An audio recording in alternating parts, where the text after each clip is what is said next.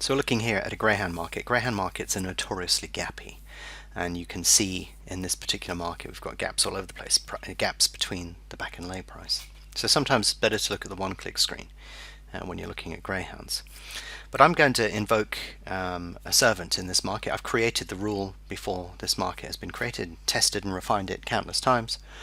And what it's going to do is it's going to nip in and actively trade this market. Now I've got 3 servants set up over here, but I'm not going to use those because there's no obligation to use the shortcuts that you see in the servant manager. You just assign it to one of the keys that you have on your keyboard. So I have my servant pre-assigned to this particular keyboard, and I'm going to use the time to study the market, not worry about entry or exit. The servant is going to do that.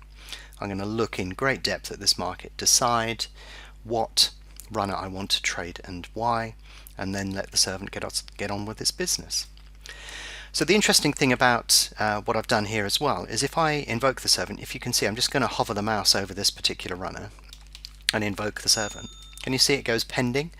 This is because on Greyhounds most of the liquidity comes really late, so you won't see this spring to life until about 2 minutes before the start of this particular race.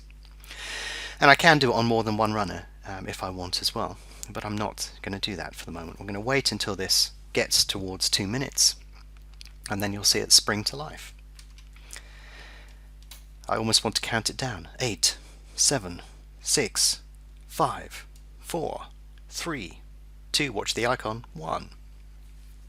There you go, it turns green, and now the servant is looking for an opportunity in this market. I can spend my time looking to see if everything is correct here and that the market's doing what I expect. There's no massive drifters or steamers or whatever.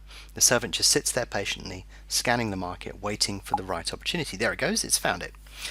So it's backed at 385. We are the only person at 385 at the moment, so if anybody takes any money there, you'll see that it will complete the trade. And there you go. See, I didn't have to do a single thing on there.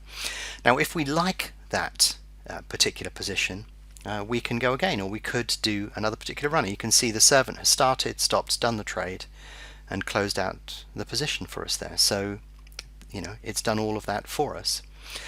So it's an absolutely fantastic way of doing this in a market that's fast moving, where liquidity arrives late and that's gappy. The servant can jump in and out for you, get a trade away for you instantaneously while you focus on exactly what's going on in the screen in front of you.